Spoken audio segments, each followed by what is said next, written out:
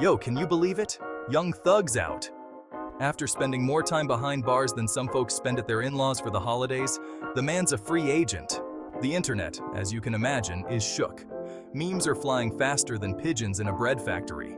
Some folks are celebrating like he dropped a surprise album. Others, let's just say they still got that hot button on repeat. You know, the one next to skip. Point is, Thugger's back, but things are different now. Probation life? Yeah, that's a whole new verse. So, how'd he get out? It's a question that has everyone buzzing. It wasn't a magic trick, though some legal analysts might say it was close. The courtroom was a stage, and the legal maneuvers were nothing short of a high-stakes performance. Young Thug, real name Jeffrey Williams, took a plea deal. This wasn't just any deal, it was a strategic move in a complex legal chess game. Now, for those who don't speak lawyer, that means he said, all right, I'll admit to some stuff, but can we make this quick? I got beats to bless. Essentially, he agreed to certain charges to avoid a potentially harsher sentence. He copped to firearm possession and some gang-related activities. These admissions were significant, but they were part of a larger strategy to minimize his time behind bars. Racketeering? He pleaded no contest, which in legal terms is like saying, I'm not saying I did it, but I'm also not saying I did it. It's a way to accept the consequences without admitting guilt. This plea allowed him to avoid a lengthy trial and the uncertainty of a jury's decision. The result? Time served, plus 15 years of probation. That's right, 15 years. It's a long time, but it's a far cry from what could have been a much longer prison sentence. His parole officer's gonna have more frequent flyer miles than Drake.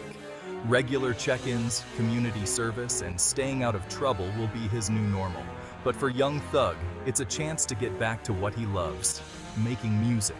The courtroom drama may be over, but his story is far from finished. Now, this whole case wasn't just about Thugger, it was about YSL, a name that has echoed through the streets and the music industry alike. No, not Yves Saint Laurent. We're talking Young Slime Life, a collective that has been both celebrated and scrutinized. Prosecutors painted it like the hip-hop version of the Mafia, with Thug as the Don Corleone, calling the shots from the recording booth. They claimed he orchestrated criminal activities under the guise of making music. They brought up a bunch of charges, from drug dealing to violence, claiming YSL was behind it all. The evidence table was stacked with drugs, weapons, and other items they said linked back to the group. Thug's lawyers, on the other hand, were like, hold up, this ain't The Godfather.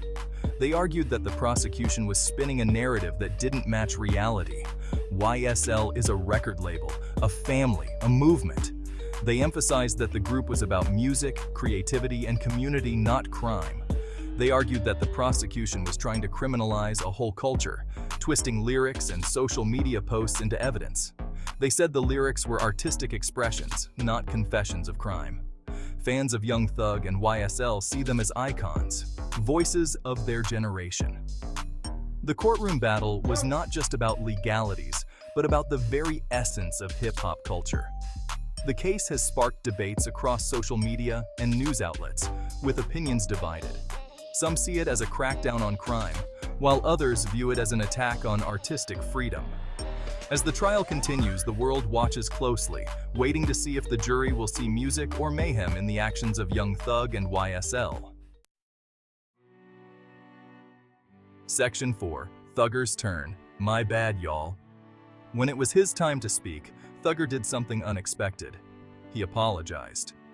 Yep, the man known for his eccentric style and mumbled bars got real.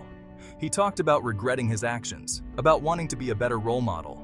He even mentioned his charity work, like he was auditioning for a spot on Oprah's Super Soul Sunday. Now, whether this was genuine remorse or a strategic move by his lawyers, we may never know. But one thing's for sure, it was a far cry from the thug life persona we're used to. Section 5. 15 years on paper, but what about the music? So what does this mean for Young Thug, the artist? How will this long-term parole impact his career, his creativity, and his connection with fans? 15 years is a long time to be on someone's watch list, even if it's your parole officers. It's not just about checking in, It's about living under a microscope. He can't hang out with his old crew, can't step foot in certain zip codes without permission. His social life will be heavily restricted and every move scrutinized. Basically, his life's gonna be like a really long, boring house arrest. Imagine the monotony, the isolation, the constant feeling of being watched. But, and this is a big but, he can still make music. The studio will be his sanctuary, a place where he can express himself freely. Imagine the studio sessions, the pent-up creativity pouring out. Will his sound change? Will the constraints of his new reality influence his art in unexpected ways? Will he address the case in his lyrics? Will his music become a reflection of his struggles, his resilience, and his journey through this challenging period? Only time will tell, but you know the music industry's waiting with bated breath, checkbooks ready. They're eager to see how this chapter in his life will unfold and what masterpieces might emerge from it. Section 6. Lyrics on Trial. When Art Imitates. Charges? This whole YSL case wasn't just about one rapper or one crew. It sparked a bigger conversation about rap music and the law. For years, prosecutors have been using lyrics as evidence, claiming they offer a glimpse into the artist's mind, their intentions.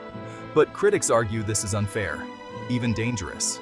They say it's like putting Shakespeare on trial for murder because Macbeth killed Duncan. It's art, not a confession. The debate rages on, but one thing's clear. Freedom of expression just got a whole lot more complicated. Section 7. Freedom's Price. Thug's New Normal. Young Thug's out, but his life is forever changed, forever altered. He's got this probation hanging over his head, this constant reminder of the choices he made, the paths he took, the streets he used to rap about. He can't even visit them without permission, without supervision. But maybe, just maybe, this is his chance to rewrite his story, to start anew, to turn his experiences into something positive, something meaningful, to use his platform for good, for change. Or maybe he'll just drop a Fire album and disappear to a private island, far away. Hey, a guy can dream, right? Dreams are free.